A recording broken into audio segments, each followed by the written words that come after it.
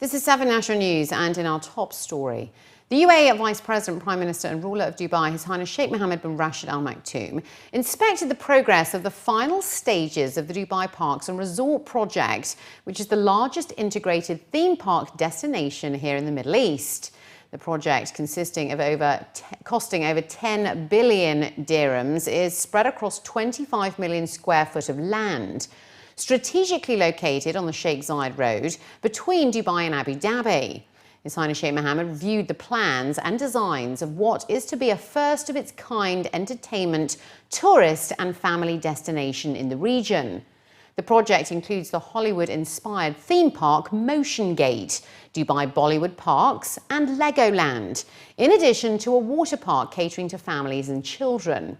The theme park is also connected to Riverland Dubai, which boasts retail, dining and entertainment space, as well as a hotel. The chairman of Dubai Parks and Resorts, Abdullah Al Habai, said that the project is set to open in October this year, as 88% of the construction work and 70% of utilities infrastructure is complete. The ruler of Dubai stated that the Dubai Parks and Resorts is one of the major pillars of the tourism industry in the country, and it is one of the plans that is a key success factor for the Expo. The UAE has joined over 170 countries in signing the Paris Climate Agreement during a high-level signing ceremony over in New York. The ceremony was convened by the United Nations Secretary-General Ban Ki-moon and marked the first step in implementing the Paris Agreement, which was adopted in December 2015. Signing on behalf of the UAE government was Dr. Tayer bin Ahmed Al Zayudi, the Minister of Climate Change and Environment, who said that the UAE is proud to be here today to send a united message to the world. We will make the Paris Agreement work, and we will work individually and collectively to find the best courses of climate action.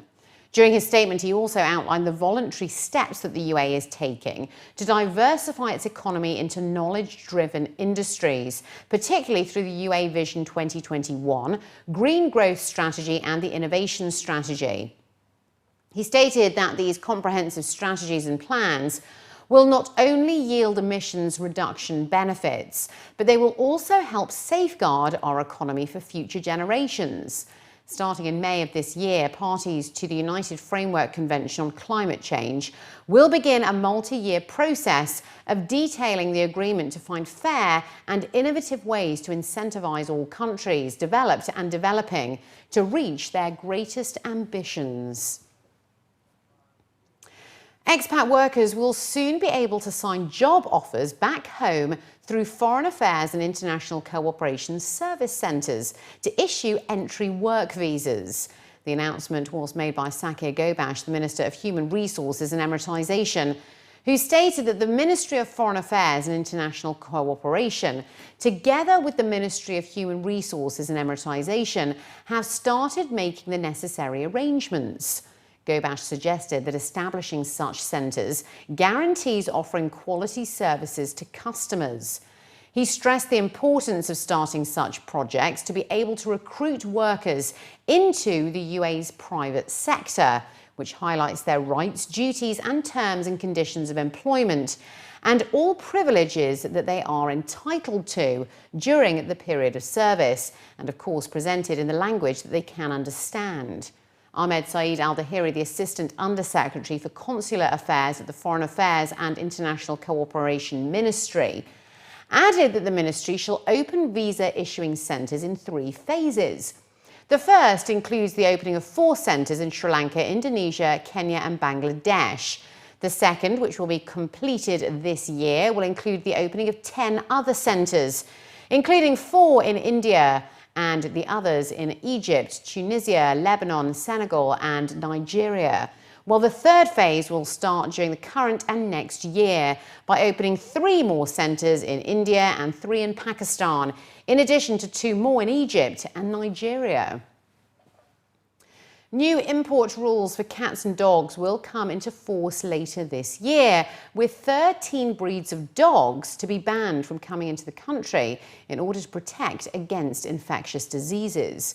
According to a local daily, Dr. Tayer Al-Zayudi, the Minister of Climate Change and Environment, said that the move, which will come into force in October, is to protect against diseases and to streamline regulations into one legislative text, making requirements easier to understand. The decision includes amendments on exiting requirements in line with international standards to achieve greater protection of the environment and the community. It was also noted that those who violate the rules will see shipments returned to the country of origin or even destroyed, and will also see a fine of up to 10 times the import permit. As immunisation prevents 2 to 3 million deaths annually on a global scale, the UAE Ministry of Health and Prevention marked World Immunization Week today, recognising the efforts of many doctors and health professionals across the country.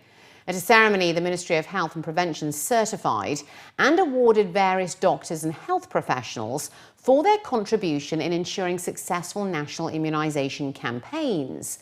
During his opening remarks, the Assistant Undersecretary for Health Centres and Clinics at the Ministry of Health, His Excellency Dr. Hussein Abdul Rahman Al Rand, stated that the immunisation campaign was successful in its efforts to reach all sections of society last year, and this wouldn't have been possible without the support of the Ministry of Education, the Ministry of Social Affairs, NGOs and various other stakeholders.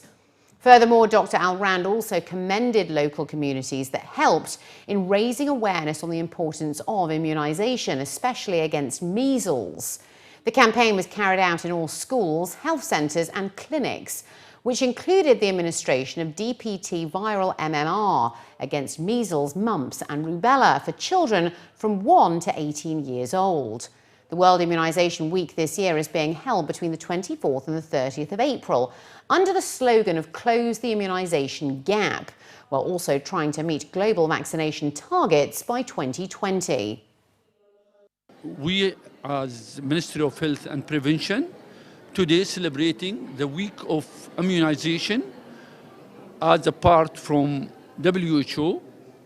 This week, which starts from 24th April till 30th April, and this time of the year, we will concentrate on exchange of the trivalent vaccine for polio to bivalent, as requested by WHO. And from 1st of May, all Emirates from Abu Dhabi till Dubai, Ras Al Khaimah, Sharjah, every Emirate will use the bivalent vaccine, which increase the immunity as per the recommendation of WHO. It was a big load of the work for the last campaign in the schools because, as you know, the age group that was covered by the last campaign was almost all school grades. So, of course, there's a big effort by all our school health teams in the different districts and also in other authorities by, sending first we sent all the consent letters to the parents, make sure that this is all complete, make sure that the students have no side effects from previous immunization or any reason that they might not be able to take the vaccine during the campaign. And once all that was cleared, of course, we started doing the real immunization campaign in all the schools, starting from grade 1 up to all the grades that were covered by the campaign. We do vaccinate, our routine vaccination is in grade 1, and then we vaccinate again in grade 11.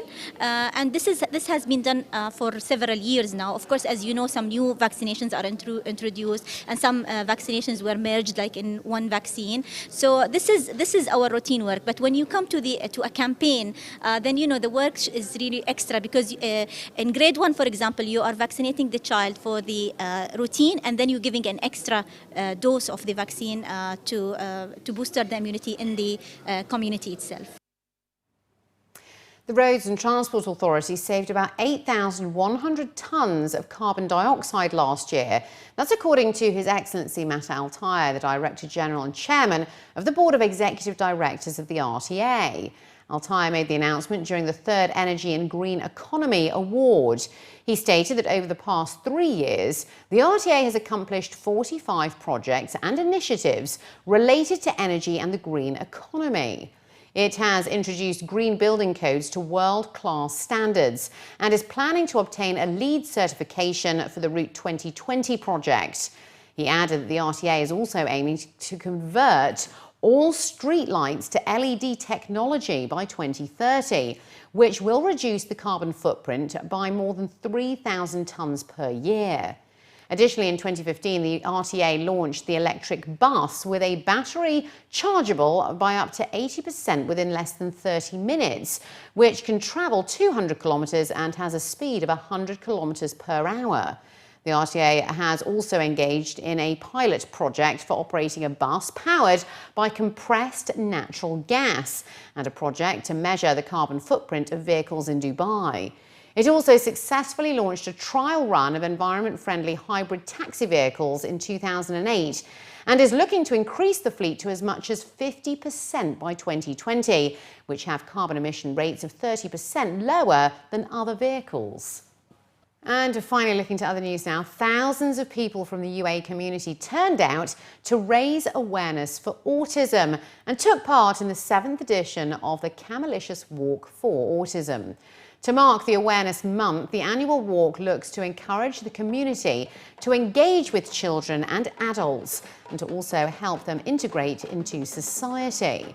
The 3-kilometre walk was organised by the Child Early Intervention Medical Centre at Zabil Park in collaboration with Dubai Government, Dubai Municipality, Dubai Healthcare City and the UAE Red Crescent. Officials at the event revealed that many UAE residents are not aware of autism and highlighted the importance of raising awareness and to encourage the community to support those with the spectrum disorder and to include them into mainstream schools and society. It was also noted that events such as the Walk for Autism serve to offer support to families of individuals with autism spectrum disorders, particularly those with children. The Walk for Autism is an opportunity for families to get together, and it's also to raise awareness toward the importance of learning about the early signs of autism, early intervention, the importance of people realizing that the child, the earliest he received comprehensive therapy is the best results for them to enable them to be in mainstream schools. We specialize in mainstreaming special children in mainstream schools, and we start by preparing them for school and advocate for their inclusion and finally support them inside the schools. Officials from Camalicious revealed that they were delighted to participate in the event in order to highlight the importance of camel milk, which, according to latest studies, has proven to induce major improvement in the behaviour of autistic children, especially in terms of socialising and maintaining visual contact. Camalicious is proud to sponsor the 7th edition of Walk for Autism Dubai, as the latest studies have proven that camel milk help autism kids to behave in a much better way, especially when it comes to socializing and visual content. We are here today to support autistic kids in their social life and their interaction. As you can hear the music in the background, we'll have fashion show, we'll have kids singing later in the night, and we are just here to support the kids.